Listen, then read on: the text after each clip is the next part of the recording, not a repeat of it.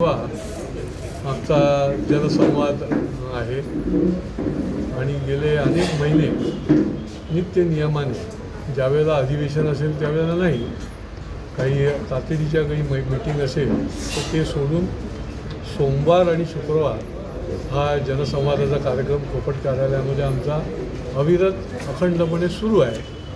आणि त्याच्यामुळे लोकांना एक खात्री झालेली आहे की कोणतरी आपली ऐकायला तरी निदान आहे, नुसतं ऐकायला नाही तर त्याच्या प्रश्नाची उकल करायला, त्याचा पाठपुरावा करायला, त्या समस्यांचं निराकरण करायला आणि जो जो अडलेला आहे, नडलेला आहे त्याला न्याय देण्याकरता या ठिकाणी उपलब्ध आहे. आणि त्याच्यामुळे विविध भागामधनं म्हणजे अगदी मुंबईपासून निरनिराळे अडचणीत असलेली सामान्य नागरिक शेवटी जनसामान्यांच्याकरताच आम्हाला काम करायचं आहे.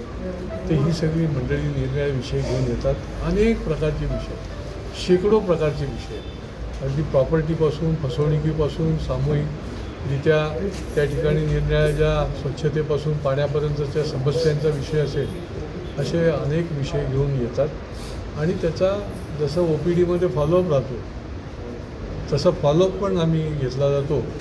आणि आधी काय झालं आहे त्याच्या पुढे मग त्याचा फॉलोअप केला जातो. आता आजच एक उदाहरण झालं की DDRकडे ऑक्टोबर महिन्यामध्ये आमचा संपर्क झाला होता. त्यांना आम्ही काय करायला पाहिजे ते सांगितलं होतं, तर आम्हाला सहज सोपं गेलं. त्यांनी तो कागद दाखवल्यानंतर त्याचा फॉलोअप गेला आणि त्यांचं काम त्या ठिकाणी मार्गी लागलं. साहेब, CCTV पण लावण्यात आलेलं आपल्या माध्यमातून ठाण्यात. या शहरामध्ये ज्या ज्या ठिकाणी CCTVची आवश्यकता आहे तर अशा प्रकारच्या 1200 स्पॉटला, केवळ 1200 स्पॉटला या शहरामध्ये CCTV लावलेले आहेत.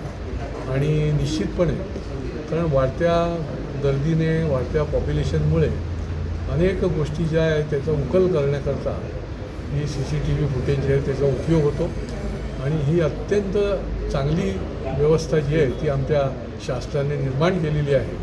आणि हे सगळं पोलीस आयुक्तांच्या माध्यमातून हे CCTVचे जे लावणं आहे ते चालतं. साहेब, एक राजकीय प्रश्न आहे.